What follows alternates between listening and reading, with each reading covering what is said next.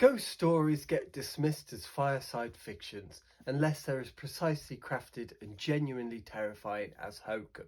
Adam Scott plays Ohm Bauman, a famous horror writer, like a Stephen King adjacent misanthrope who travels to a remote Irish hotel to scatter his parents' ashes near a tree his mother loved. He's barely arrived before a woman named Fiona, played by Florence Ordesh, goes missing after a Halloween party, and the entire male population of the area decides she's probably just wandered off.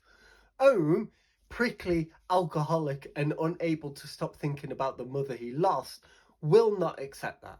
The problem is, Fiona might be in the honeymoon suite, and the honeymoon suite is where the witch lives. McCarthy's filmmaking here is exceptional. Colm Hogan's cinematography, also from Oddity, uses negative space and shadows without ever announcing itself.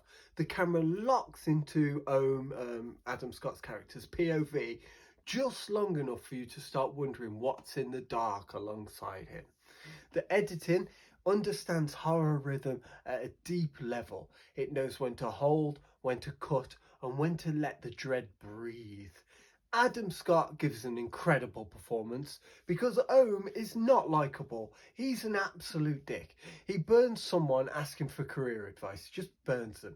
Scott and McCarthy refuse to soften this character, and that refusal is what makes the supernatural stakes feel genuinely earned. There's a strand of British criticism that has called Hokum convoluted, and it's not entirely wrong.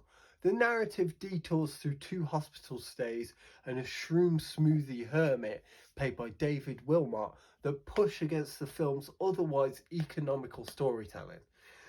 But a tighter second act would have sharpened the already excellent dread.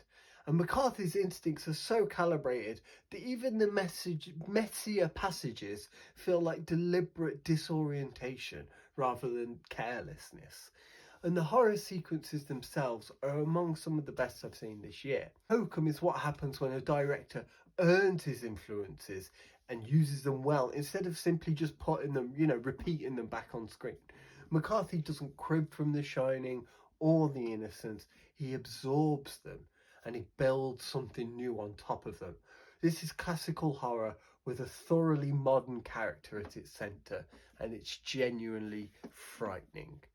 So is horror more effective when the protagonist might actually deserve what's coming for them? Or is there another reason why Hokum's good? Let me know what you thought.